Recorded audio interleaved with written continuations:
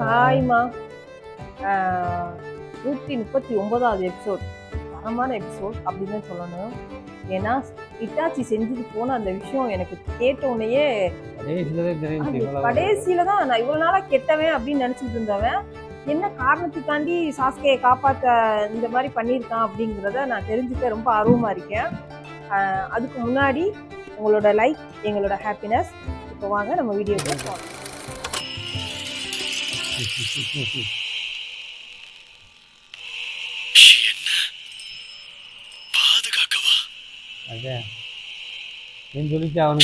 விளையாடுறியா? நான் திரும்பவும் சொல்றேன், உனக்கு அண்ணனை பத்தி எல்லாமே தெரியும் நினைக்கிறேன். ஆனா உனக்கு எதுவுமே தெரியாது.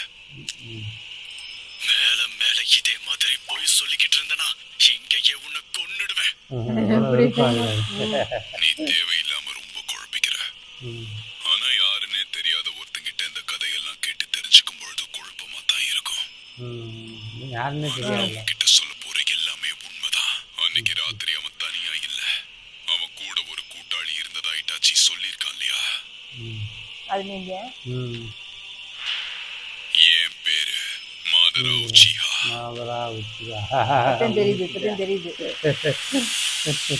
இட்டாச்சியை பத்தி நீ தெரிஞ்சுக்க வேண்டிய எல்லாமே எனக்கு தெரியும். ஆனா அதை எதையும் உணராமலே இட்டாச்சி இறந்துட்டான்னு நினைக்கிறேன். இனி அதை பத்தி எல்லாம் கவலை இல்ல. என் கண்ணு முன்னாடி நிக்காம இங்க இருந்து போயிடு. இல்ல வேற வழியே இல்ல, நீ இதை கேட்டுதான் ஆகணும். ஏன்னா அது உன்னுடைய கடமை. ஷினோபி உலகத்துக்காகவும் ஹிடன் லீஃப் வில்லேஜ்காகவும் அவனுடைய தம்பியான உனக்காகவும் அவன் வாழ்க்கையில் எடுத்த ரிஸ்க பத்தி நான் உன்கிட்ட இப்ப சொல்ல போறேன். இது மூலமா அவன் எப்படி வாழ்ந்தாங்கிறத நீ தெரிஞ்சுக்க போற.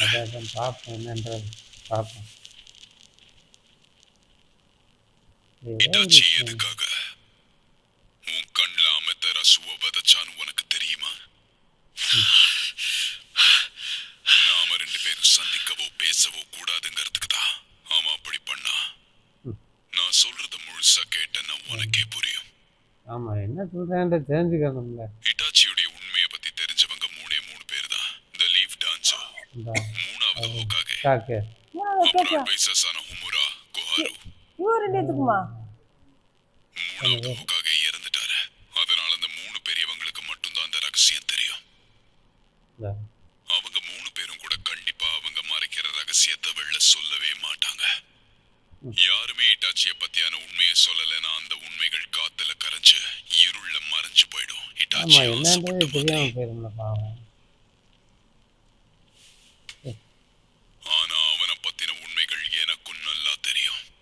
நான் முன்னாடியே சொன்ன மாதிரி எனக்கு எந்த அளவுக்கு அவனை பத்தி உண்மைகள் தெரியும்னு அவனுக்கு தெரியாது. அதே சமயம் அவன் என்ன கொஞ்சம் கூட நம்பாததுனாலதான் அவன் உன்கிட்ட என்ன வரவிடாத மாதிரி பண்ணிருக்கான். ஒருவேளை அதையும் மீறி நான் உன்கிட்ட உண்மையை சொல்ல வந்தா அமத்தரசு வழியா என்ன அழிச்சிடலாம் தான் இப்படி ஒரு வேலையை பண்ணிருக்கான். எனக்கு தெரிஞ்சு நான் என் ஷரிங்கன்னு உன்கிட்ட காமிச்சுதான் பேசணுங்கிறத அவன் முன்னாடியே கணிச்சிருக்கான். நீ என்ன சொல்ற? புரியலையே எனக்கு. நமக்கே குழப்பமாட்டே இருக்கு. என்ன பாதுகாக்கவா? அவனை நம்ம இவ்வளவு நாளா கெட்டவன் தான் நினைச்சோம். உண்மையாவா? இவனும் அதுதான் நினைச்சேன். ஆமா, நானே யோசி. இட்டாச்சிய பத்தி நினைவுபடுத்தி பார்க்க முயற்சி பண்ண.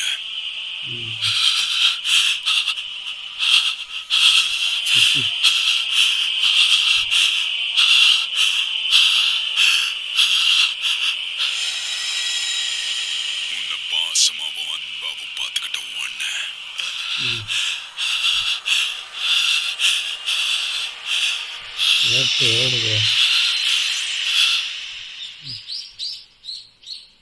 சின்ன வயசுல என்னாச்சு? நல்லா தூக்கிட்டு போறான். நம்ம அப்பா வேலை செய்யறாரு. அல்ல எல்லாமே சொல்லி கொடுப்பேன். போலீஸ் ஃபோர்ஸ்கான ஹெட்குவார்ட்டர்ஸ். எனக்கு ஒரு விஷயம் மட்டும் புரியல. உச்சிஹா கிளானோட கிரஸ்ட எதுக்காக லீஃப் வில்லேஜ் போலீஸ் ஃபோர்ஸோட சிம்பிள் கூட இணைச்சிருக்காங்க? எத்தனை வருஷத்துல இப்பதான் இதை கவனிச்சிருக்கியா? இப்பதான் பாக்குறேன். சரிதான், புரிய வைக்க முடியுதான்னு நான் பாக்குறேன். உச்சிஹா கிளானோட மூதாதையர்கள் தான் இந்த போலீஸ் ஃபோர்ஸ இந்த லீஃப் வில்லேஜுக்கு அறிமுகப்படுத்தி வச்சவங்க. போலீஸ் ஃபோர்ஸுக்கு ஒரு சிம்பலை உருவாக்கணும்னு நினைச்சப்ப நம்ம ஃபேமிலி கிரஸ்ட பயன்படுத்தினாங்க. எனக்கு தெரிஞ்சு பல காலங்களா உச்சிஹா கிளானால தான் இந்த கிராமத்துல அமைதி நிலவுது. இந்த பாதுகாப்பு பட போல குடும்பத்தோட பாரம்பரியத்துக்கு ஒரு அடையாளம் கூட சொல்லலாம். காலப்போக்குல உச்சிஹா கிளானோட எண்ணிக்கை குறைஞ்சுக்கிட்டே வந்திருக்கு. ஆனா இப்பவும் நம்ம கிளானை சேர்ந்தவங்க இந்த போலீஸ் ஃபோர்ஸ்ல இருக்காங்க. இந்த கிராமத்தோட அமைதி தான் நம்மளோட கடமை. ஒரு திறமையான ஷினோபியால மட்டும்தான் குற்றவாளிகள் எங்கிருந்தாலும் தேடி கண்டுபிடிச்சு அவங்கள கைது செய்ய முடியும். வாவ், நம்ம அப்பா ரொம்ப கூல்ல. நீயும் போலீஸ் ஃபோர்ஸ்ல சேர போறியா? அத பத்தி நான் இன்னும் யோசிக்கல. நீயும் சேரலாமே. நீ ஏதோ வளர்ற. ஹிதாச்சி என்ன பல தடவை கொல்ல முயற்சி பண்ணா. சந்தேகமே இல்ல, ஹிதாச்சி ரொம்ப மோசமானவன். எதுக்காக நீ இப்படி ஒரு காரியத்தை பண்ண? என் பைத்தியக்கார தம்பியே, மாங்கேக்கு ஷாரிங்கான்.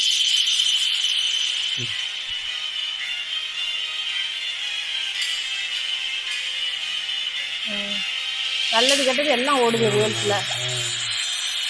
அந்த நெத்தியில வந்து டச் பண்றாங்க. சரி, அவசரப்படாத. பொறுமையா மூச்சு விடு. என்ன ஆளுநர் பிடிச்சானே. ஆமா, டென்ஷன் ஆகுது. ஆமா.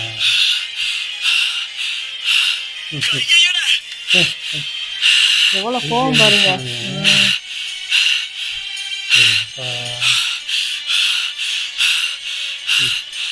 நீ என்ன வெறுத்தா கூட பரவாயில்ல, அண்ணனா என்னோட கடமையை நான் செய்வேன். அவன் அப்ப சொன்னது அப்ப சொல்லிருக்கேன். என்ன மன்னிச்சிரு சாஸ்கே, இன்னொரு நாள் கண்டிப்பா கத்து கொடுக்கறேன். அந்த நெத்தியில எப்பவுமே வைப்பேன்.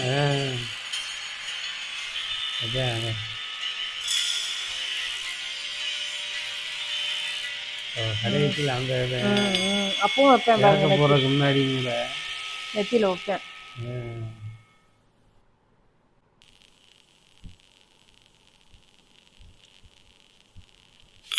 ஐயோ, என்ன கட்டி வச்சிருக்கேன்? எழுந்துட்டியா?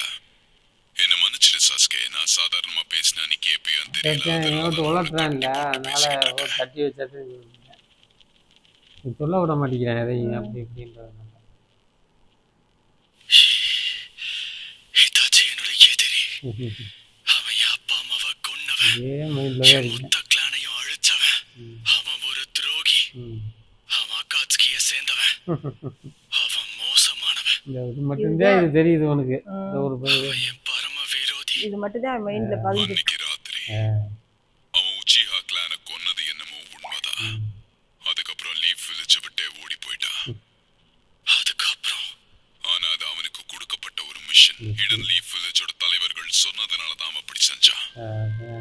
அப்புறம் இதுதான் இட்டாச்சியோட உண்மைகளை பத்தின ஒரு ஆரம்ப புள்ளி. அவனோட மிஷனா? அன்னைக்கு ராத்திரி இட்டாச்சி அவனுடைய உணர்வுகளை கட்டுப்படுத்திக்கிட்டு அவனுக்கு கொடுக்கப்பட்ட மிஷனை தான் முடிச்சு கொடுத்தான். ஒரு வழியா இப்பவாவது அமைதியா கேக்குறிய? ஆனா எனக்கு ஒண்ணும் புரியல. இட்டாச்சிய பத்தியான உண்மைகள் உன்கிட்ட நான் சொல்லணும்னா ஹிடன் லீஃப் வில்லேஜ் கண்டுபிடிக்கப்பட்ட அந்த காலகட்டத்துக்கே நான் உன்னை கூட்டிக்கிட்டு போகணும். விதிப்படி ஆரம்பத்துல ஒரு பிரச்சனைக்கு முடிவு காண இட்டாச்சிய பயன்படுத்திக்கிட்டாங்க. அது தெரிஞ்சும் அவன் தன்னைத்தானே தியாகம் பண்ணா. தியாகமா? ஆமா. ஹிடன் லீஃப் வில்லேஜ் கண்டுபிடிக்கப்பட்ட காலகட்டத்துல ஒரு மிகப்பெரிய பிரச்சனை உருவெடுத்தது. விதி இட்டாச்சியுடைய வாழ்க்கையை அதுக்கு தீர்வாக்கிடுச்சு. இது ஒரு பெரிய கதை. ஆனா நான் உன்கிட்ட சொல்ல போற ஒவ்வொரு வார்த்தையிலையும் உண்மைதான் இருக்கு. எதுக்காக நான் உன்னை நம்பணும்? நீ நம்பிக்கையானவ மாதிரி இல்ல. எனக்கு எந்தவித ஆதாரமும் இல்ல. அதனால நான் சொல்றத நம்புறதும் நம்பாததும் உன் விருப்பம் தான். ஆனா அதுக்கு நீ இந்த முழு கதையும் கேட்க தயாரா இருக்கணும்.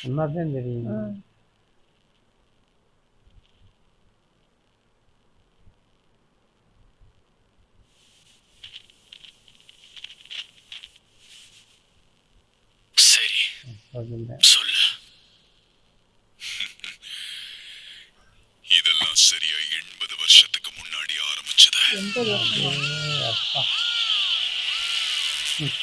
அந்த காலத்துல சண்டைக்கு பஞ்சமே இல்லாம இருந்தது. எல்லா இடத்துலயும் ரத்த வெள்ளம் தான் ஓடிக்கிட்டு இருந்தது. பவருக்காகவும் மத்த இடத்த சொந்தமாக்கிக்கணுங்கிறதுக்காகவும் எல்லாரும் எப்பவும் சண்டை தான் போட்டாங்க. இந்த காலகட்டங்கள்ல ஷினோபி ஆர்கனைசேஷன் தனித்து இருந்த எல்லா கிளானையுமே தன்னோட படை வீரர்களா மாத்த ஆரம்பிச்சாங்க. சண்டையில பங்கெடுத்துக்க பல்வேறு நாடுகள் பல்வேறு கிளான்ஸுக்கு அழைப்புகள் விடுத்தாங்க. என்னதான் சண்டை செய்ய இத்தனை கிளான்ஸ் இருந்தாலும் கூட ரெண்டு கிளான்ஸ் மேலதான் எல்லாருக்கும் பயம் இருந்தது. ஒண்ணு நம்மளுடைய சொந்த உச்சிஹா கிளான், இன்னொன்னு செஞ்சு கிளான் ஆஃப் தி ஃபாரஸ்ட் சொல்லுவாங்க. உச்சிஹா கிளானை சேர்ந்த நமக்கு ஷாரிங்கனை விட அதிக அளவுல சக்கராவும் இருக்கும். எல்லாவித சண்டைகளையும் நம்ம தேர்ச்சி பெற்றதுனால நம்ம கிளான பேட்டில் கிளான் தான் சொல்லுவாங்க. அதுக்கப்புறம் தான் நம்ம கிளான்ல நான் பிறந்தேன். வழக்கமா உச்சிஹாஸ் கிட்ட இருக்கிற சக்கராவை விட என்கிட்ட இருந்த சக்கராவுக்கு பலம் ரொம்ப அதிகம். நான் இத்தனை வருஷம் உயிரோட இருந்ததுதான் அதுக்கு சாட்சி. அப்பெல்லாம் நான் போருக்கு போகாத நாளே கிடையாது. முக்கியங்கிற காலகட்டம் அது. அதனாலேயே நான் என் நண்பர்களையும் தம்பியையும் தியாகம் பண்ணி அதிக அளவுல பவரை ஆட்கொண்டு சண்டைக்கு போயிட்டு இருந்தேன். என்ன சொல்ற? தம்பியோட கண்ணை கொண்டு நான் எதிர்பார்த்த மாதிரி மங்கைக்கு ஷாரிங்கன் எனக்குள்ள உயிர் தெழுந்தது. உச்சிஹா கிளானோட தலைவனாவும் நான் ஆனேன். அந்த பவரை பயன்படுத்தி நான் நினைச்சதை விட அதிகமாவே செஞ்சு கிளானோட சண்டைக்கு போறேன். அதனாலேயே வேற வழி இல்லாம செஞ்சு கிளானோட தலைவனான ஹஷிராமாவை நான் எதிர்த்துக்கிட்டு இருந்தேன். ஹஷிராமா ஹுட்ஸ்டைல் செஞ்சு எதிர்கால முதல் ஹோகாகே அவன் தான். நிஞ்சா உலகத்தோட அழிக்க முடியாத சக்கரவர்த்தி அவன். நான் அதிகமா மதிச்ச ஒரே மனுஷனும் அவன் தான்.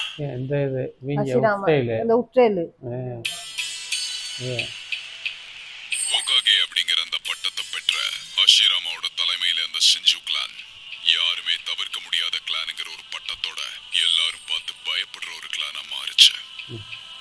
அவங்க ஒரு அடியை எடுத்து வைக்கும் போது உச்சிஹா கிளான ஒரு அடி எடுத்து வச்சோம். அவங்கள தோக்கடிக்கிறதுக்கான ஒரே சக்தி நம்ம கிட்ட தான் இருந்தது. ஒரு நாடு செஞ்சு கூப்பிட்டுச்சுன்னா அவங்களோட எதிரி நாடு உச்சிஹாவை தான் கூப்பிடுவாங்க. அப்படித்தான் நாங்க பரம எதிரிகளானோம். ஹஷிராமாவோட புகழ் பரவ பரவ அவனை எதிர்த்த நானும் பிரபலமாக ஆரம்பிச்சேன். அடுத்த கட்டத்துக்கு போக ஆசைப்பட்டேன். என்னுடைய திறமைகள் என்னன்னு தெரிஞ்சுக்கிறதுக்காகத்தான்.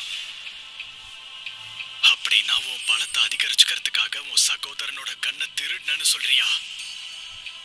நான் அதை திருடன் தான். ஆனா உச்சிஹா கிளான பாதுகாத்துக்கிறதுக்கான பலம் எனக்கு வேணுங்கிறதுக்காக மட்டும்தான் நான் அப்படி செஞ்சேன். காப்பாத்தவா? ஆமா, உச்சிஹா மேல மரியாதை அதிகமாக ஆக நமக்கு எதிரிகளும் அதிகமாக ஆரம்பிச்சாங்க. பல போருக்கு மத்தியில செஞ்சு கிளான் உட்பட பல ஆபத்துகள்ல இருந்து நம்மளை காப்பாத்திக்கதான் நான் வேற வழி இல்லாம நான் அந்த தியாகத்தை செய்ய தள்ளப்பட்டேன். அதுவும் நான் அவனை கட்டாயப்படுத்தி எடுக்கல.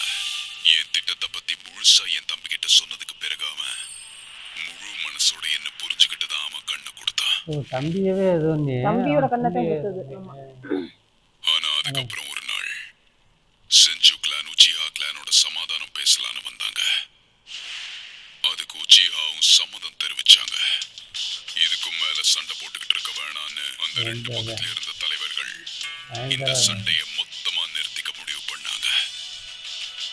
ஆனா நான் மட்டும்தான் இவங்களோட இந்த முடிவை எதிர்த்தேன். இதுக்கு விருப்பம் தெரிவிக்காத ஒரே ஆள் நான் தான்.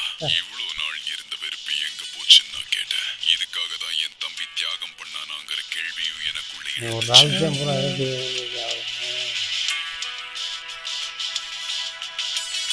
உச்சிஹாவும் செஞ்சுவும் எப்பவுமே தண்ணீரும் எண்ணெயுமா தான் இருந்தோம்.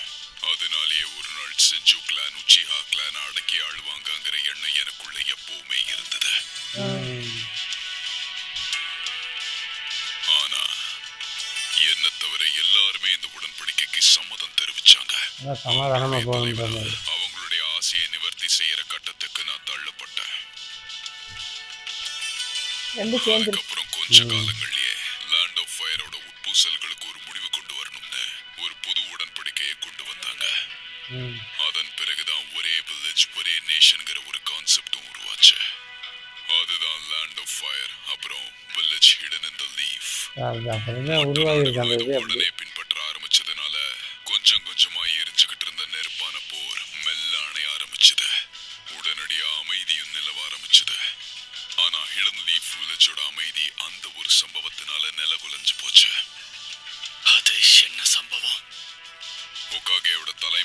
நமக்கு அடுத்தது யாரு வர போறாங்கன்னு ஒரு கேள்வி எழுந்துச்சு. உனக்கே தெரியும், ஆஷிராம செஞ்சுதான் அந்த இடத்த முதல்ல பிடிச்சது. இந்த ஊரும் நாடும் அவரை ஒண்ணு சேர்ந்து தேர்ந்தெடுத்தது. இது மூலமா உச்சிஹா ஒரு பொருட்டாவே தெரியலன்னு எனக்கு தெரிஞ்சது. அதனால கிளானோட பாதுகாப்புக்காக இந்த பொறுப்பை எங்கள ஒருத்தருக்கு தர சொல்லி கேட்டோம். ஆனா இது மூலமா ஆஷிராமாவோட கருத்து வேறுபாடு ஏற்படும்னு எனக்கு கண்டிப்பா தெரியும். இந்த விஷயத்துல ஒரே ஒரு உச்சிஹா கூட எனக்கு சாதகமா துணை நிக்கல.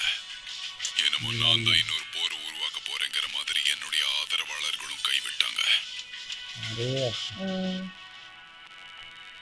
இது பாரு, இவ்வளவு பிரச்சனையில சமாளிச்சு வந்துருக்காங்க. என் தனிப்பட்ட ஆசையை நான் நிறைவேற்ற முயற்சி செய்யறேங்கிறத தாண்டி என்ன காப்பாத்திக்க என்னோட சொந்த தம்பியுடைய கண்ணை திருடின துரோகினா அப்படின்னு ஊரு முழுக்க எனக்கு பட்டம் கொடுத்தாங்க. யாராவது அவங்க சொந்த தம்பிய வேணும்னே காயப்படுத்துவாங்களா? உச்சிஹாவை காப்பாத்தணுங்கிறதுக்காக மட்டும்தான் நான் அப்படி பண்ணேன். அந்த பாரு எவ்வளவு அதுக்கப்புறம் நான் ஊரை விட்டே போயிட்டேன். எல்லாருமே எனக்கு துரோகம் செஞ்ச பிறகு வெளியில போன நான் பழி வாங்குறவனா திரும்ப வந்த ஹிடன் லீஃப் வில்லேஜ் மேல போர் தொடுக்க அறிக்கை விட்டேன். மறுபடியும் போயிட்டு வந்து அப்பவே வந்து 90 சண்டை ஆசிராம அப்பதான் கொண்டிருக்காங்க போல. ஆனா அதுல நான் தோத்து போயிட்டேன். ஃபைனல் வேலின்னு சொல்லப்படுற அந்த இடத்துல நடந்த சண்டையில நான் இறந்துட்டேன்னு எல்லாருமே நம்பினாங்க. அதுதான் உண்மைன்னு ஆஷிராமாவும் நம்பினான்னு எனக்கு தெரியும். அதுக்கப்புறம் எல்லாருமே என்ன மறந்துட்டாங்க. இந்த வரலாறு என்ன மறந்துடுச்சு. ஆனா அவன் சாகல. அடுத்ததா இப்படி ஒரு துரோகி எழுந்திடக்கூடாதுங்கிறதுக்காக ஆஷிராமாவோட தம்பி தான் அடுத்த ஹோகாகேவா தேர்ந்தெடுக்கப்பட்டா. அவனுக்கு உச்சிஹா கிளான் மேல இருந்த அளவில்லாத நம்பிக்கையினால லீஃப் போலீஸ் ஃபோர்ஸ் அங்க உருவாக்கலாம்ங்கிற முடிவை எடுத்ததும் அவன் தான்.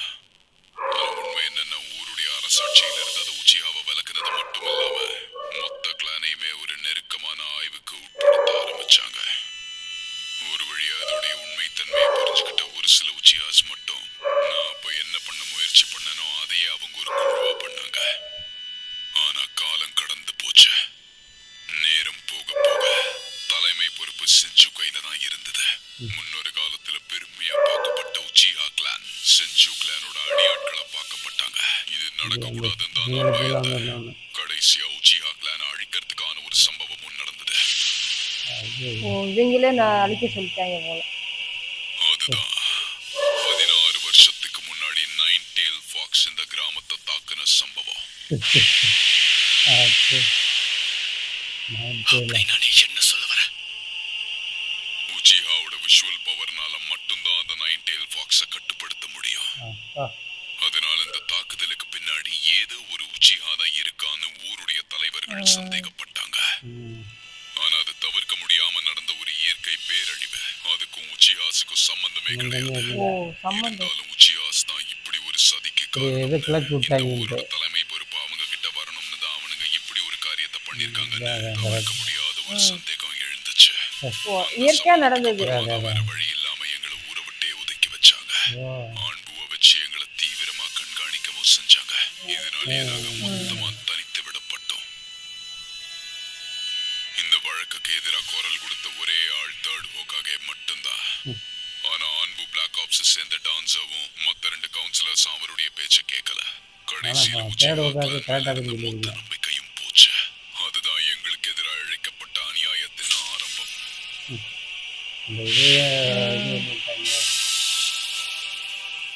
அவநம்பிக்கையினால ஏற்பட்ட வெறுப்பினால கடைசியில அவங்க நினைச்ச மாதிரியே ஒரு சம்பவம் நிகழ்ந்தது.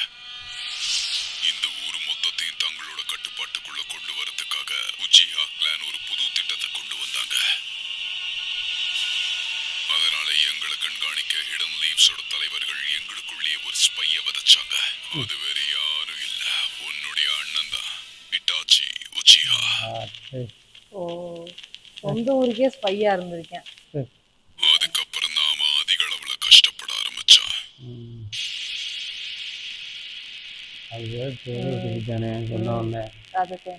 இது ஒரு நிகழ்வு தராங்க. முடிஞ்சு அட்டாச்சிக்கு இப்படி இந்த ஒரு மாதிரி ஒரு பேக் ஸ்டோரி வரும் நான் நினைச்சு கூட பார்க்கவே கிடையாது. இந்த அளவுக்காக ஒரு வெறுப்பு வரதுன்னா என்ன காரணம்? அதுதான் ஆனா கதைக்களத்தை எப்படி இப்படி டோட்டலா வந்து நம்ம எப்படி நான் இந்த அளவுக்கு வந்து திட்டு முட்டாடி திணறடிக்கிற அளவுக்கு இருக்கு இந்த பேக் ஸ்டோரி வந்து. நரிட்டோ சரித்திரத்திலேயே உண்மையிலே இனிமே இந்த மாதிரி ஒரு ஸ்டோரி எழுத யாராலையுமே முடியாது அப்படின்னு தான் நான் நினைக்கிறேன். அந்த அளவுக்கு ஒவ்வொரு எபிசோடும் போகுது. அடுத்து என்ன முடிவு எடுக்க போறேன் சாஸ்கே அப்படிங்கறத நம்ம பார்க்கலாம்.